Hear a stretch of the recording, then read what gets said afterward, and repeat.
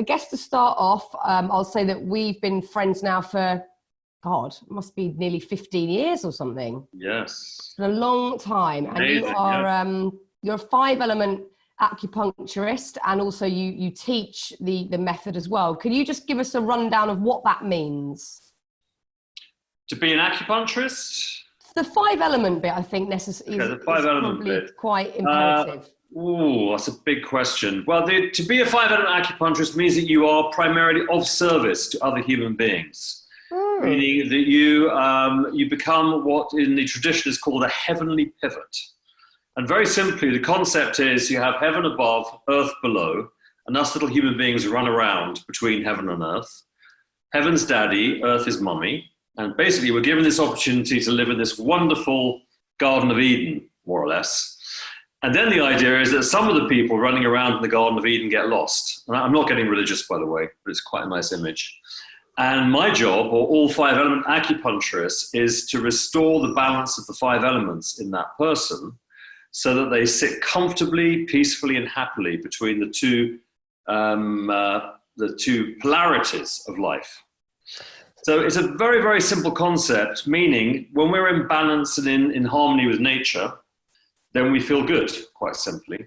And that's really what we do, is it's internal medicine. So we change the internal environment to match the external environment, and then there's a match. And it's the matching that brings the peace and harmony and the health.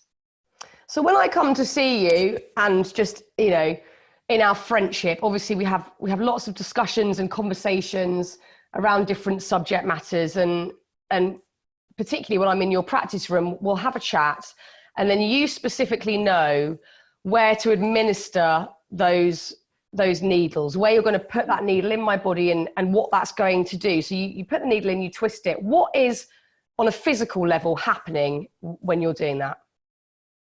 Well, our physical form is the tangible part of us that exists within the world.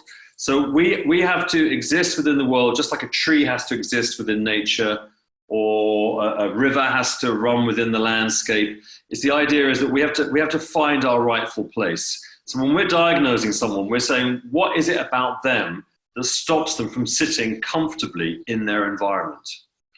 So when we're using the needles to change the flow of energy, we're supporting the bit of you that we believe is getting in the way of you sitting comfortably in the environment. It's the same thing in nature. If, for example, the trees grow too much and they block the sun, and the water becomes stagnant, and the sunlight can't come through, and the minerals in the ground start to deteriorate. Our job then is to say, okay, there's something wrong with the wood. We need to change the way the wood is growing.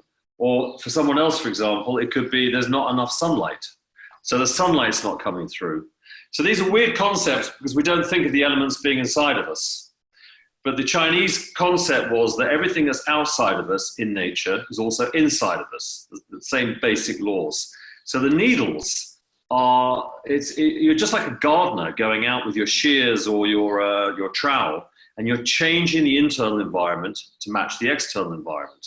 And the assumption is that the external environment, of course, is nature is much bigger than us, little human beings.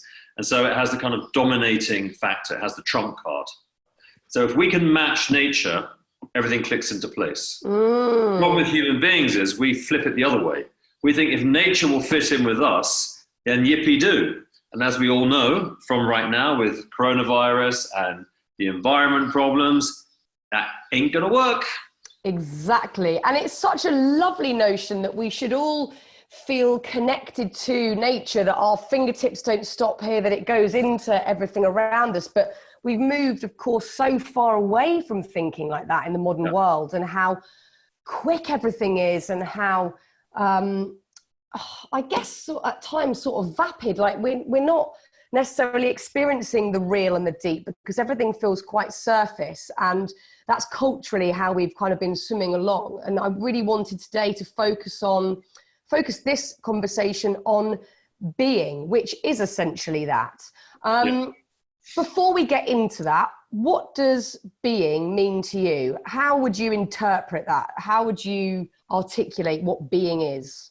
Okay, it took this, I mean, this is my favorite thing. I mean, for me, it's been a lifesaver. When the penny dropped about what it is to be, it was such an amazing moment, because I spent so many years reading stuff and meditating and doing bad things and everything. And when the penny finally dropped, I thought, oh my God, it's so simple. So the simple thing is, and this might freak some people out, is I realized, or I knew deep inside, that I am a spiritual being having a human experience. It sounds kind of mad, but if you actually think about that as an experience, for example, if you say to someone, do you exist? They always go, yeah. Then you say, well, how do you know you exist? Well, I do. Well, how can you prove it? Well, I've got a body. So what they then do is they immediately know they exist. And then they go, oh, well, yeah, because I've got hands and I've got a life and I've got parents and I've got a job.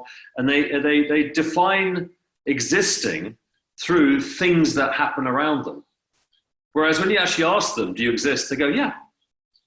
That's being. The knowledge that you exist, or what the Buddhists say, Sat Chit Ananda, which basically means the knowledge of your own existence is bliss. It's like the starting point. So everything else comes as a secondary to that state of being. It's also called peace, when you feel at peace. But we've totally warped that whole lovely sentiment, because in everyday life, we don't just think, God, this is such a blessing to just exist. We've gone, oh God, I exist. And what am I going to do? And there's all this stuff I need to do. And there's all this stuff I haven't done. But there's all this awful stuff that I've done. And the doing is so much, the being bit seems almost irrelevant in modern day life. I mean, not in all cultures, but certainly the culture we live in. Doing is God, it's king, it's everything. It is, all empowering. And all we want to experience is doing. Do you think that is mainly because we seek distraction from looking at? No, I think we just got a bit obsessed with it. I mean, doing is wonderful, because that's if we're going back to the idea that we're spiritual beings having a human experience. The human experience is doing stuff. Yeah. I mean, otherwise, why would we bother? Yeah. I mean, there's no point in just being. There's no real value in just being as a human being. We're here to produce. We're here as part of nature, and the nature is creative. I mean, watching, how nature evolves and how species evolve and everything. So the doing is really important, as long as we recognize that there's a whole other thing that actually informs that and creates that. And does that mean... That's the problem, is that we've abandoned the being and put all our attention into the doing. So does that mean then that we should try to leave space to just be? Like you said, there's no point in just being and there being no doing at all, but should there be, time divvied up that should focus on simply being and thinking about that, or remembering it, or feeling it? Yes, if your attention has been taken elsewhere, absolutely. The reality is that when we're well, we are being and doing at the same time. That's basically feeling well. That's feeling good and happy. That is what's happening in that moment, because you have an awareness of yourself as a being. You're okay. And then you have these things around you. Some are good, some are bad, but it's okay. The beingness allows the good and the bad to happen simultaneously. You can tolerate, I just cut my toe. It's okay. I don't care that I cut my toe. It's painful. But because I'm okay, it's all right. So it's about where we put our attention. And culturally, ever since Descartes said, I think, therefore I am, the whole culture moved into this idea that whatever you think is really your state of being. So we became thinking beings. And that became the priority. And we kind of abandoned spirituality. We abandoned religion in some ways. We abandoned anything that isn't tangible. So it's not that anything's gone wrong as such. It's just simply that we're looking in the wrong places. And we've become obsessed with doing. And so being isn't necessarily, I think sometimes I interpret being, because I am obviously a doaholic, like I know it, I'm very aware of it. And sometimes I am in a state of flow. So I do click into that being and doing. When I'm painting, there is little thought and I feel balanced and it's this beautiful moment. But there are times where I'm furiously scrubbing the floors and I know I'm just doing it to kind of distract myself and to feel like I'm, doing something. I don't know. I'm not even sure why I'm doing it. I just can't. I know what it is. I don't want to just sit with what's there. I don't want to sit with whatever feelings are bubbling under. That it's a total distraction. Well, we don't like suffering, do we? I mean, we've been told this myth that somehow we're not supposed to suffer. I mean, yeah. A big part of life is feeling uncomfortable and then moving away from feeling uncomfortable. And then you feel comfortable, then you feel uncomfortable. That's just part of the deal. There's no escaping that. There's no such thing as a perfect, blissful life. However, what the being thing does is it anchors us in a safe, peaceful place. So if we're firmly anchored in the being, then we can experience the pain and it becomes interesting. I mean, I know it's a terrible thing to say for people that are suffering greatly, but the reason that people suffer greatly is because they abandon that part of them is okay. I mean, if you think about old people that know they're going to die imminently because they're old. So my father is, 92 years old. He knows he's going to die at some point, but he is not like at the window screaming, I'm going to die. He's sitting there watching TV. There's a kind of innate wisdom in us that knows we're okay, even though we're about to pop our clogs. Yeah, I'm interested in the whole sort of suffering thing. I've been doing a lot of reading recently on Wim Hof and his method of, immersing yourself in freezing water and sort of reframing what pain means. And again, I think the modern world has exasperated the thought that suffering is bad and happiness and joy are the only things worth striving for, because I wouldn't be doing any of this stuff if I hadn't felt extreme pain, self-loathing, all the bad stuff. So I've learned everything from that suffering and, where it's taken me. And I think in ways I am able to be curious about some of it now, not all of it, but some of it. So is that being? Because I think I still sometimes misinterpret being, and I assume that it means stillness. Not necessarily physically, but it means that perhaps a mental stillness. Perhaps I would articulate that as acceptance. Yeah, I mean, there's lots of different words for it. I mean, the way I think of it is that you objectify your thoughts and feelings, so you have some distance. This kind of reverse gear that we have, that we forget about sometimes, because we're kind of in like, oh, I'm feeling really good, oh, I'm feeling really bad, oh, I want to feel good. We're bouncing from side to side, from one feeling to the next. We forget to step back and get a new perspective. It's possible to step back and go, well, there's the good things I like, there's the bad things I don't like, and they're both valid.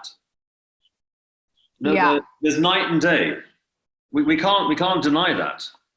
That is the world we live in. There are two sides to everything. We need to be at peace with that. But what we tend to do culturally is run towards the thing that we think is better, and we deny the other thing. And that's the thing that exhausts us. That's when we start scrubbing the floor because we're trying to avoid see as negative feelings. And then people say, oh, you must be positive. Don't get negative. It's like, really? Why? What's wrong with the negative? I mean, nighttime theoretically is the negative versus the positive of daytime. But they both have their beauty. Nighttime, you have a nice sleep. Daytime, you get to run around and chat with people. They're both valid. They need each other. So if make friends with both sides. So if being is, if we can view it as a step back from all of those, big highs and big lows that we see, we'll all have bespoke ones that, mine might be, my negative is probably anger. And then my positive is probably sort of extreme joy and happiness over here. I think those are the two that I sort of swing from and to and oscillate between. If being is that sense of stepping back, my initial worry when we've talked about this previously is that I wouldn't feel the potency of the high, or I wouldn't necessarily get as much from the low. But I know that that's not true. Yes, it's not true, because it's a matter of your point of perception. So I can look at this glass, for example, close up, and it's quite interesting close up. I can also stand back and look at it from a distance and look at it in relation to other things. I have that choice, but we don't exercise that choice in life. So we find a problem. There's my problem. And I'm staring at it. Oh my God, I hate it. I hate this thing. It just keeps bothering me. Mm-hmm. But I can actually put it over there and look at it from a distance. And I have a different relationship with it. You know what's a weird way of describing that exact thing for me in a real, in a sort of a very real life instance is if I ever go on a plane, not that I have or will anytime soon, but if I'm in a plane and I'm flying up, as soon as I've gone past the clouds, all the shit I was worrying about, and that, you know, 3 hours ago at home, I'm like, what? That's all down there. Like I can feel a separation, and it's the only time I can really do that without thinking about it and without effort. I just go, oh God. Yeah, that's and just below the clouds. Lovely about that image is there's an acupuncture point up here, on here. It's on the lung meridian, and the lungs obviously are about breathing in the heavens. So the point here is called head above clouds, and it is exactly that. It gives the person the capacity to look beyond the detritus and nonsense of life and see beyond, and see eternity and see space. And that is a natural quality in us human beings when we're well.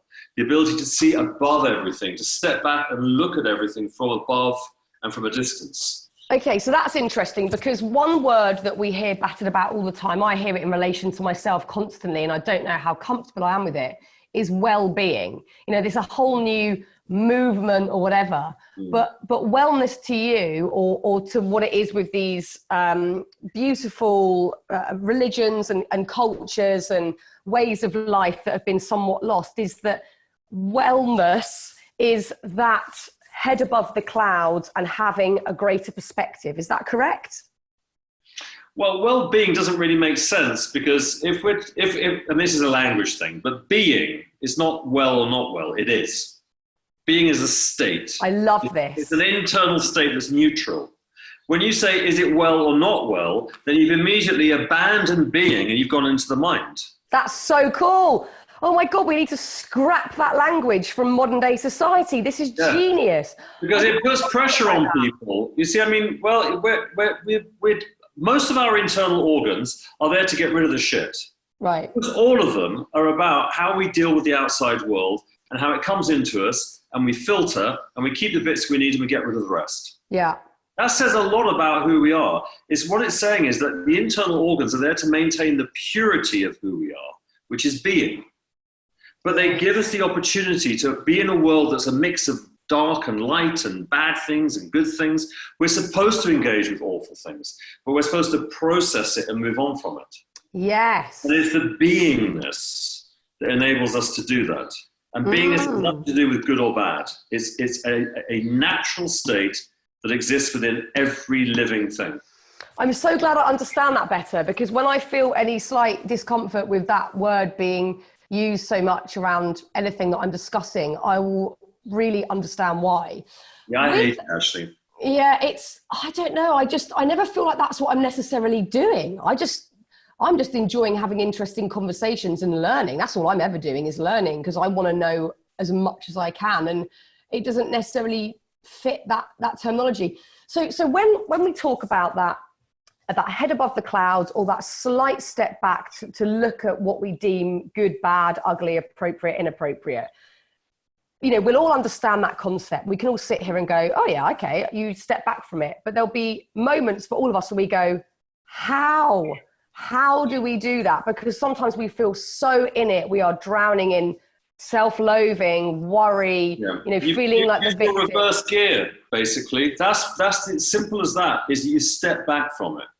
I have really bad behavior and I have really good behavior in equal measure.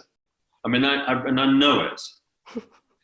But the only time I know it is when I step back and look at it. Yesterday's a good example. I behaved very badly in one way and very well in another way. And at the end of the day, I stepped back and I could see it. Okay, yes.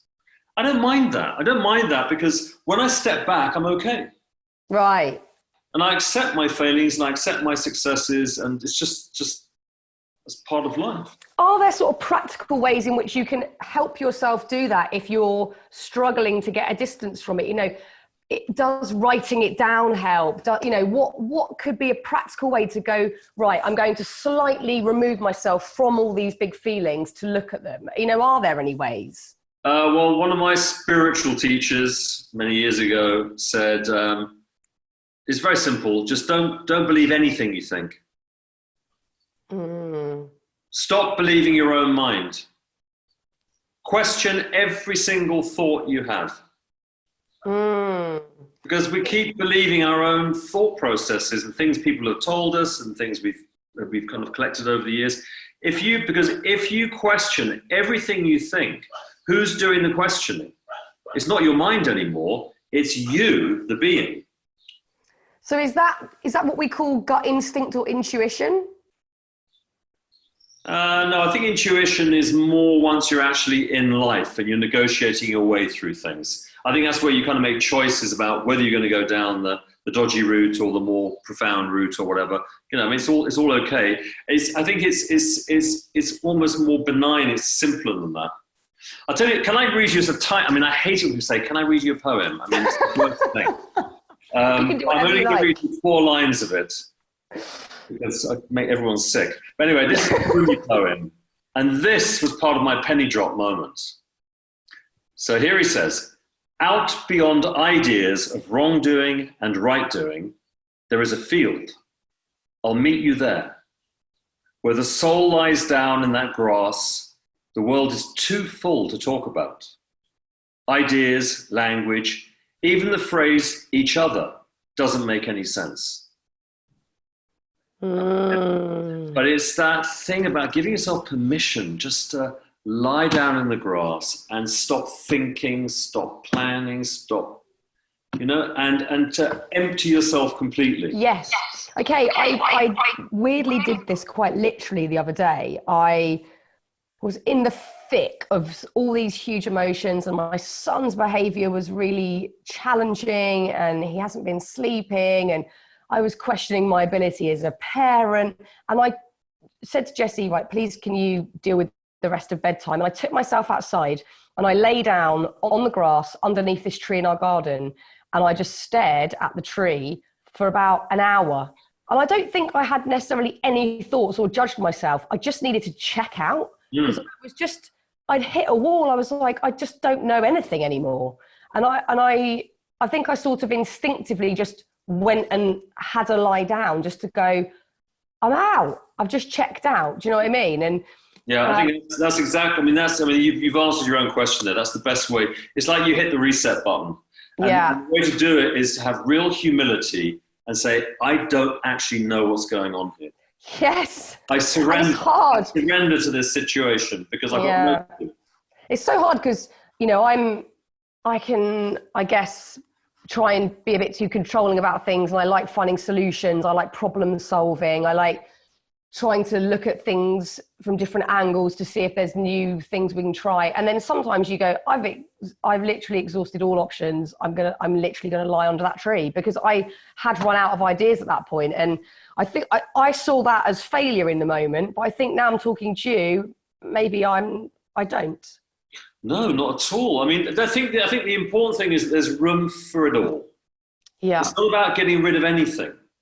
It's about embracing the fullness of the experience of being a human being, which is that we are a being and we have the capacity to think and to do things and to make mistakes and to correct them or not correct them. It's an absolute web of mystery.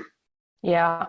Why would we get rid of something if it's part of our life experience? Because we don't know in that moment whether in the future we're going to look back and go, oh my God, that was the best thing ever.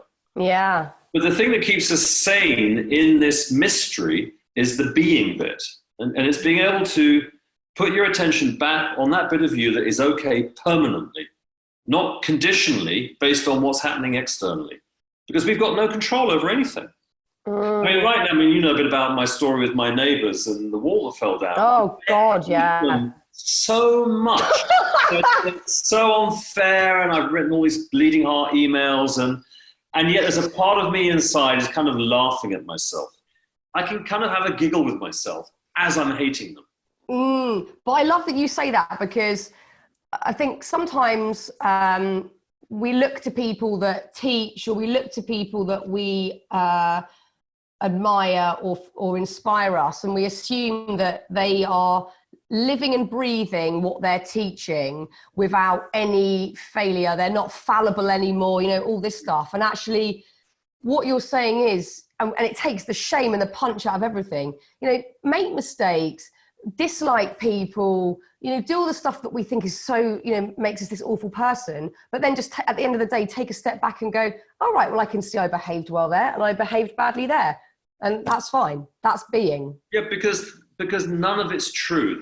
We're very kind of attached to this idea about what the truth is. That, you know, I've got like with these neighbors, I have to work out, well, who is right? Yeah. And he quite rightly said to me, there are two sides to every story. We're probably never going to agree on this situation. So really it doesn't matter. So this idea about seeking the truth in situations that can be seen in two ways is kind of an exhausting waste of time. At the end of the day, you have to, you know, fight the battles that you can possibly win and know when to give up and move on. You know, we're not taking any of this with us. You know, this is a one-shot deal for all of us. So why not have a really interesting, varied, bright experience and look in every dark corner and every bright space? I love it. Honestly, I know we've chatted about this subject matter a lot, but something's like massively clicked with me today on the being side of things and with the wellness, well-being thing.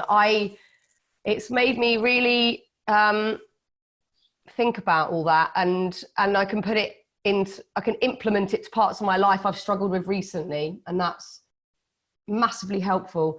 Gerad, thank you so much. Thank you for everything. We could talk for hours, and we'll we could, I'm sure, yeah. At some point in life, I'm sure.